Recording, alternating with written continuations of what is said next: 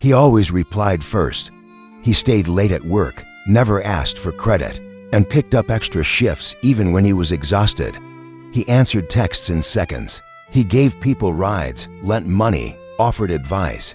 Always ready, always available, always. Invisible. No one noticed when he stopped replying so fast. No one cared that he hadn't been invited, even though he never missed a single birthday. And when he finally said no, they looked at him like he'd changed, like he had betrayed. Then. This is not fiction, this is a pattern. And if you're honest with yourself, you've probably lived some version of it too. We are raised to believe that goodness lies in being there for others consistently, selflessly, and without condition. But there's a darker truth no one wants to say out loud. People don't value what's always available. They consume it, and then they forget it. This is not because people are evil. It's because people are wired to associate value with limitation. The rarer something is, the more attention it commands, and the more accessible it is, the more it blends into the background. The most available person in the room slowly becomes the least respected. The one who never says no becomes the one no one listens to. And the nicest person often ends up the lonelist. We don't want to admit this, because it's cruel, because it challenges the way we've been taught to behave. Because if it's true, then the reward for being kind, generous, and selfless might be nothing at all, or worse, mockery, exploitation, and rejection. This realization is not new. It haunted thinkers long before our time, and few captured its brutality more clearly than Niccolò Machiavelli. To most, Machiavelli is a name, synonymous with manipulation, a symbol of cold calculation. But what if we've misunderstood him? What if his so-called ruthlessness was not a call to evil but a mirror held up to human nature? What if Machiavelli didn't corrupt power but exposed it? In The Prince, Machiavelli doesn't write about goodness. He writes about perception, not about virtue, but about strategy, about how people behave not in ideal scenarios, but in real, raw, unpredictable reality. He warns rulers not to be too generous, not to be too available, because over time, people will not admire your accessibility, they will abuse it. He saw what most of us are too afraid to see, that visibility without power leads to irrelevance, and that goodness without boundaries becomes weakness. This isn't just a political theory, it's a psychological trap, one we all fall into, especially those who want to be liked, accepted, loved. But if being there for others makes us invisible, if saying yes leads to being disrespected, then what's the way out? The answer isn't cruelty, it's strategy, it's distance, it's intentional presence and intentional absence. This is the world Machiavelli saw, one where respect is earned not through availability, but through selective presence, where power flows not to the loudest, but to the most calculated, where the most important currency isn't kindness, it's perception. And in today's hyper-connected world, where everyone is reachable at all times, your availability might be the very thing erasing your value.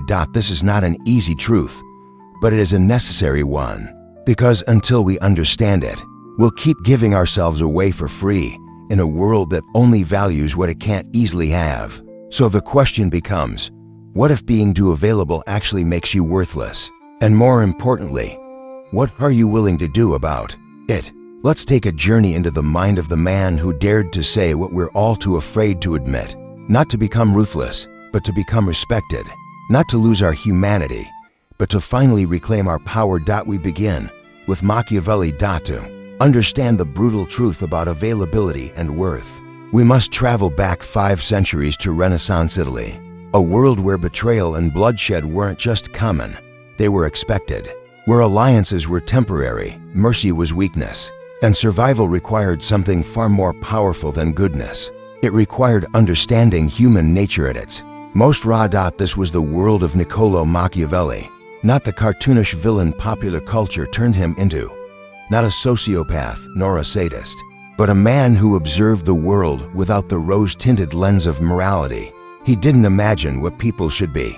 He studied what they were, and what he saw disturbed him. In 1513, Machiavelli wrote The Prince, a book that would shake political philosophy for centuries. But The Prince isn't just a manual for tyrants. It's a psychological X-ray of power, how it's gained, kept, and lost. And buried within its pages is a truth few dare to admit even now. If you make yourself too accessible, you become disposable. Machiavelli advised rulers not to be overly generous, not to be constantly available to their subjects.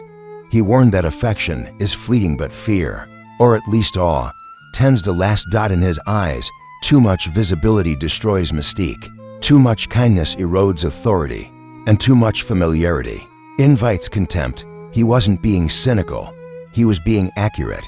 Machiavelli saw how leaders who overexposed themselves, who tried to be loved, often ended up betrayed or overthrown. Meanwhile, those who maintained calculated distance, selective presence, and a certain mystique were feared, respected, and, above all, obeyed. He cited Cesare Borgia, one of the most ruthless and effective power players of his time. Borgia didn't try to be liked, he tried to be unforgettable. He showed up when necessary, disappeared when it suited him, and punished betrayal with surgical precision. His presence was a performance, a weapon, a strategy, and it worked until his health failed him and fortune turned. Machiavelli admired him not because of his cruelty, but because of his clarity. Borgia understood something most never do. People respect what they don't fully understand. They value what they can't always reach. They desire what feels rare. These weren't just political observations. They were reflections of a deeper human pattern. A pattern that still rules our lives today. When someone is always around, always eager, always saying yes, they become predictable. And predictability breeds boredom. It breeds entitlement. It breeds invisibility. But when someone is selective, when their presence feels earned, not guaranteed, something shifts. We lean in. We wonder. We respect them. Machiavelli saw how rulers, lovers, even friends, lose power when they confuse availability with connection, and how those who master strategic absence, who disappear just long enough to be missed, gain not only influence, but loyalty. His message wasn't just for monarchs. It was for anyone trying to be seen, heard, and remembered in a world that forgets so easily. And yet, his message was condemned. The prince was banned by the Catholic Church. Machiavelli was labeled a heretic, a manipulator, even the devil himself. Why? Because he said what no one wanted to hear. That morality has little to do with how power actually works. That being good does not guarantee survival. And that if you want to matter, if you want to last, you must understand the rules beneath the surface. Today, his insights echo louder than ever. In a world of constant notifications, infinite scrolling, and 24/7 access, the concept of scarcity has never been more subversive. Everyone is available, all the time. And in that sea of endless presence, attention becomes currency, and invisibility a sentence. But what if the secret to being valued again isn't more presence, but less? Machiavelli would say, vanish strategically. Don't always explain. Don't always respond. Don't always show up. Create mystery, create tension, create space. Because space isn't emptiness. It's where desire lives, where respect grows, where power is born. Machiavelli didn't teach people to lie. He taught them to stop assuming that goodness alone would protect them. And in doing so, he gave us a dangerous kind of wisdom, one that could make tyrants or free the enslaved, depending on how it's used. This is the fork in the road. You can be the one who is always there, always reachable, always nice, or you can become intentional with your presence, deliberate with your energy, and selective with your attention. The first path will bring you short-term approval and long-term erasure. The second will cost you popularity, but it might just give you power. And as Machiavelli knew all too well, in the end, it is not the loudest who shape the world, but the rarest. In 1984, a psychologist named Robert Cialdini published a book that would become a cornerstone of understanding modern influence. It was called Influence, the Psychology of Persuasion. Within it, he outlines 6 principles that drive human behavior, deep, invisible levers that marketers, politicians, cult leaders, and even lovers pull to bend our decisions. One of those principles, perhaps the most quietly powerful, is the principle of scarcity. Scarcity is simple. The less available something is, the more we want it. But the implications are far from simple. When applied to economics, Scarcity drives up prices. When applied to social psychology, it drives up value, and when applied to people, it rewrites how we treat each other entirely. Scarcity tells us something doesn't just have value, it has urgency. It whispers, act now, or you'll lose it forever. And that whisper bypasses logic. It moves straight to fear. Fear of missing out. Fear of being left behind. Fear of being worth less. Machiavelli saw this centuries ago, long before it had a name. But today, Cialdini gave it scientific grounding, and we live in its grip more than ever. Consider dating. We've all seen the paradox. The person who's constantly available, texting back immediately, pouring out affection is often overlooked. Meanwhile, the one who is distant, hard to reach, sometimes even indifferent, becomes the obsession. Why? Because availability signals abundance, and abundance signals low value. But distance hints at rarity, and rarity makes us feel like we're chasing something valuable. This isn't just cruel irony. It's behavioral economics fused with evolutionary psychology. We're drawn to what feels limited because in nature, limited things were worth surviving for. The same psychology is used in marketing. Only 3 left in stock, limited edition. This deal expires in 24 hours. Scarcity creates demand even when the product hasn't changed at all. The perception of rarity becomes more important than the object itself. Apply this to how we present ourselves online, and the cracks start to show. In a world addicted to presence where you're always logged in, always posting, always commenting, your value begins to decay. You're not rare, you're not mysterious, you're not even interesting. You're just there, all the time, like a product that never sells out, like music that never stops playing, like background noise. And when you become background noise, people stop listening. This is the brutal truth behind constant availability. It kills your perceived value, not because you have no worth, but because people stop noticing you have any. This isn't just about dating or marketing, it's in the workplace too. The employee who always says yes becomes the one who's taken for granted. The friend who never sets boundaries becomes the one who's never respected. The person always around becomes invisible. And yet, the colleague who sets limits, the friend who disappears and reappears with intention, the individual who values their time, they're treated differently, not because they're inherently better, but because their time feels more valuable. Scarcity weaponized, whether consciously or not, creates power. This is how influencers build cult-like followings. They don't just post constantly, they post strategically. They vanish for days. They create gaps, and those gaps allow desire to build. This is how politicians control narratives. They drip-feed appearances, they leak information, they make themselves seem just out of reach, and we chase them all the harder for it. It's not rational, it's psychological economics. Supply and demand doesn't just govern markets. It governs attention, it governs respect, it governs power. And when your supply is infinite, your demand collapses. This is why Machiavelli's wisdom and Cialdini's science collide with eerie precision. Machiavelli told rulers to manage their presence like a performance, deliberate, rare, unpredictable. Cialdini showed how this principle wasn't just strategic, it was hardwired into us. And yet, we live in a society that tells us to be constantly available, to respond instantly, to always be connected, to be everywhere. But in trying to be everywhere, we become nowhere. To everyone. So what do? We reclaim scarcity, not through arrogance, not through games, but through intentional distance, through knowing when to speak and when silence is more powerful, through knowing when to show up and when absence makes the room feel your shape. Scarcity doesn't mean disappearing forever. It means rebalancing your presence so that it feels valuable. Again, it means pulling away not to punish others, but to reassert your worth. And in doing so, you shift the dynamic. You become less of a commodity and more of a force, not by demanding attention, but by making your attention something worth earning. In a world where everyone is shouting, the one who speaks with intention is the one who is heard. In a world where everyone is available, the one who isn't becomes irresistible. This isn't manipulation, it's psychology, it's perception, it's power. And the sooner you understand it, the sooner you stop chasing validation and start commanding it.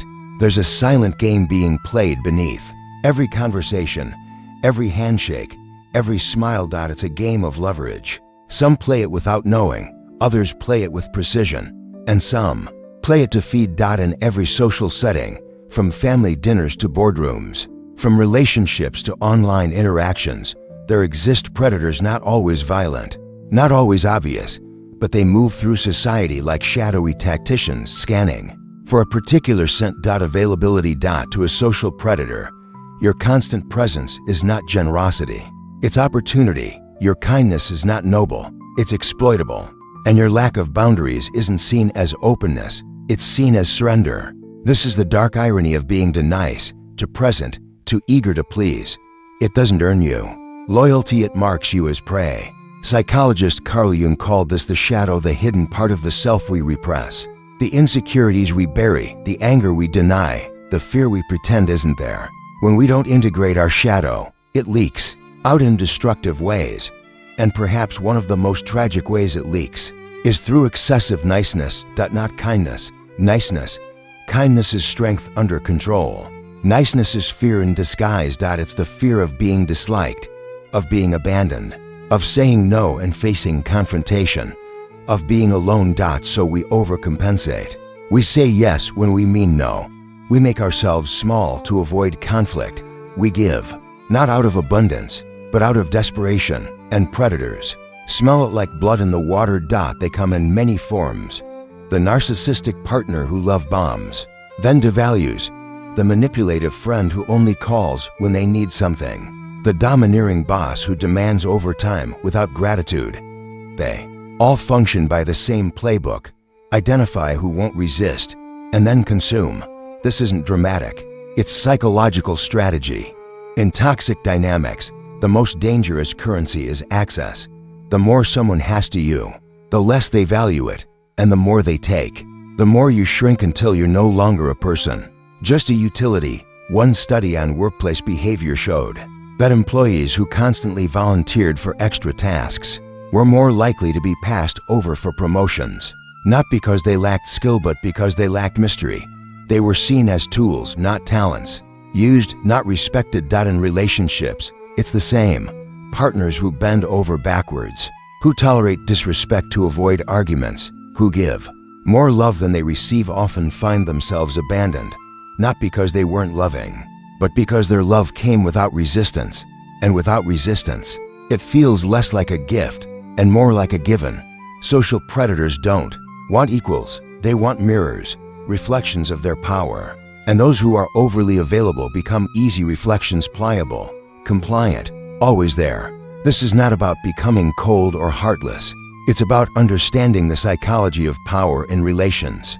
Hips, because every relationship, whether romantic, professional, or social, operates on unspoken negotiations. What you tolerate becomes permission.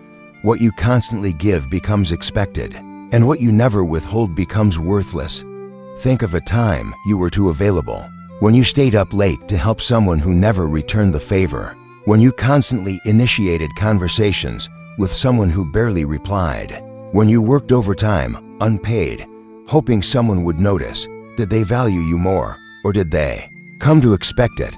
This is not a failure of your goodness, it's a failure of boundaries. And boundaries are not walls, they are definitions. They say, this is who I am, this is what I accept, this is where I end, and you begin. Predators hate boundaries because boundaries force respect, and without them, there's only consumption. We see this play out in politics. The public figure who's too apologetic, too accommodating, too eager to appease gets torn apart, not because the public is cruel, but because perception is power, and power doesn't beg. Jung warned, the most terrifying thing is to accept oneself completely, to accept your shadow, to accept that inside your kindness, there's also rage. Inside your giving, there's also need. Inside your love, there's also a demand for reciprocity. When you embrace that, you stop being a victim of your own niceness. You become whole. Because predators don't just look for weakness, they look for those who pretend they have none. So ask yourself, are you being liked? Or are you being used? Are you respected? Or are you convenient? Do people value your time? Or do they expect it? The difference is subtle. but the consequences are not. Nice people often believe they'll win in the end, that their patience, their selflessness, their unwavering presence will be rewarded. But in a world where attention is currency and boundaries are armor, being overly available isn't noble. It's dangerous. Because when you give all of yourself away, what's left for you? We've been told the same story 1,000 different ways. Be good, be selfless, be there for others, and one day they'll see your worth. From ancient myths to modern media, we are surrounded by the image of the selfless hero, the one who sacrifices, endures, and waits patiently for recognition that never quite arrives. They're the friend who always picks up the phone, the partner who forgives too quickly, the employee who stays late while others get the credit. We've turned their suffering into a virtue and their absence of boundaries into nobility. But what if this story is a trap? What if the selfless hero is just another form of control? Across history, civilizations have created archetypes to shape behavior. In religion, the ultimate figure of moral perfection is the martyr, the one who dies for others. In Christianity, it's Christ nailed to the cross. In politics, it's the loyal citizen who sacrifices for the state. In war, it's the soldier who dies with honor. And in stories, it's the quiet, dependable character who never asks for much and is conveniently forgotten by the final act. This isn't accidental, it's psychological engineering. By idealizing selflessness, societies train people to comply, to serve without question, to give without return, to suffer without protest. It's why the most praised people are often the most used, and the most visible are often the most detached. Niccolò Machiavelli saw through this illusion centuries ago. He warned that rulers who tried to be loved more than feared were doomed to be destroyed. Why? Because love is conditional. It fades. But fear commands respect. Distance cultivates power. The selfless hero, Machiavelli would argue, isn't powerful. They are expendable, useful, until they're not. Our culture tells us to be the good guy. But look closely, and you'll see the good guy is rarely the one with power. He's dependable but dull, present but ignored, sacrificial but forgettable, and once his role is complete, the story moves on. Contrast this with the anti-hero, the one who breaks rules, who withholds affection, who doesn't need validation. He's flawed, selfish, sometimes even cruel, but he's magnetic. He doesn't chase attention. Attention chases him, whether it's Tony Montana, Thomas Shelby, Walter White, or even Batman. They all share one thing in common: controlled unavailability. They're not always there. They don't explain themselves. They're feared more than loved. And that scarcity becomes fascination. Ironically, the character who withholds affection becomes the one the audience loves most. And the one who gives endlessly, he becomes a plot device. This dynamic mirrors real life more than we'd like to admit. In friendships, the person who's always available becomes background noise. In relationships, the partner who loves too easily becomes a placeholder. In workplaces, the employee who never says no becomes a tool, not a leader. We don't value what's easy to get. We value what's difficult to access, what we can't quite control. And so, the myth of the selfless hero serves a darker purpose. It keeps people compliant.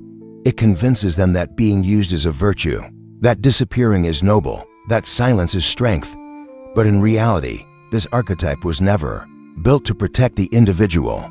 It was built to protect the system, to keep the machine running, to keep the workers working, to keep the givers giving. And the irony?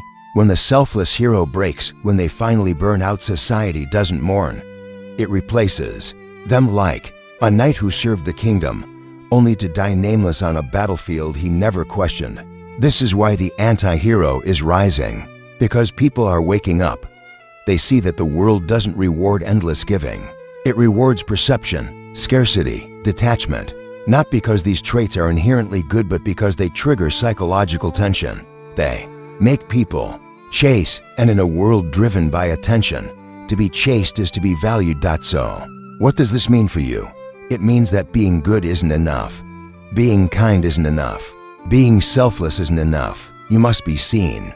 And to be seen, you must not always be available. You must have limits, mystery, presence, and absence.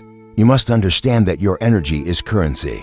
and those who spend it freely are often left with nothing. This doesn't mean becoming cold. It means becoming conscious. It means realizing that value doesn't come from how much you give. It comes from how intentionally you give it. You are not a martyr. You are not a background character. You are not a machine for others' convenience. You are a finite resource, and your power lies in remembering that. Because in the end, the selfless hero dies quietly, but the one who learns when to appear and when to disappear becomes unforgettable. In the Renaissance, Machiavelli wrote of kings who ruled with mystery, of princes who wielded power not just with armies, but with silence. A ruler who appeared too often, who made himself too accessible, was inviting his own demise. To be distant was to be untouchable. To be feared was to be remembered. Centuries later, his cold logic has been reborn, not in marble halls or candlelit thrones, but in your phone. This is the age of curated mystique, and the modern Machiavellists wear hoodies, post selfies, and vanish from your messages without explanation. That we live in a world that's always online. Everyone is posting, commenting, sharing, and streaming. Yet somehow, it's the ones who say the least who disappear just long enough to provoke curiosity who rise to the top. Because when presence becomes constant, attention fades. But when presence becomes rare, it becomes power. It's no accident that luxury brands never go on sale. No accident that high-status people often take hours, sometimes days, to reply. No accident that celebrities delete all their posts before a big announcement.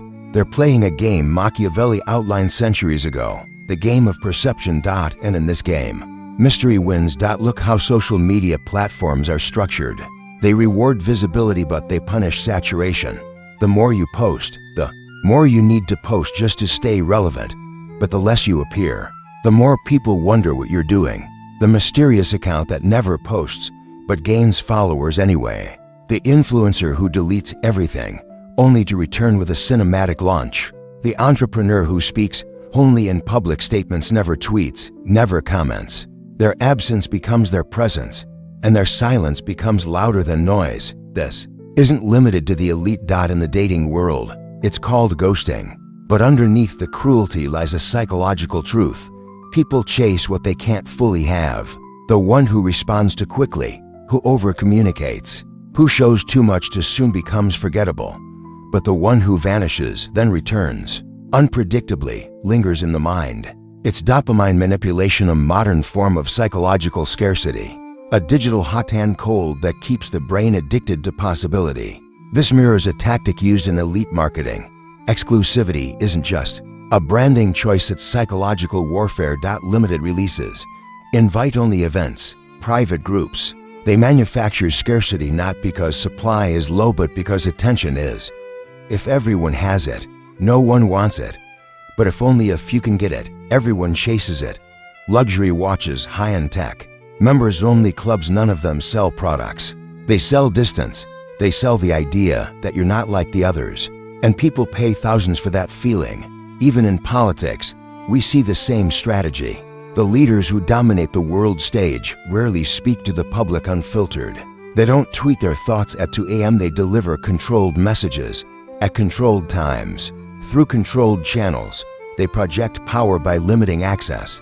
And when they do speak, it's deliberate. Even the pauses in their speeches are planned, because in the art of power, absence is presence. This calculated detachment is not reserved for the powerful, it's become a survival strategy for the average person. In workplaces, those who draw boundaries and limit their availability are seen as leaders. Those who are always on, always reachable, always saying yes are quietly passed over.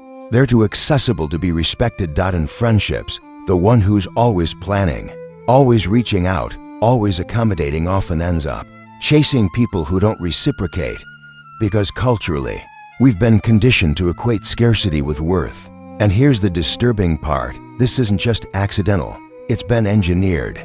Big tech knows exactly how much distance to keep. Apps are designed to drip feed attention. One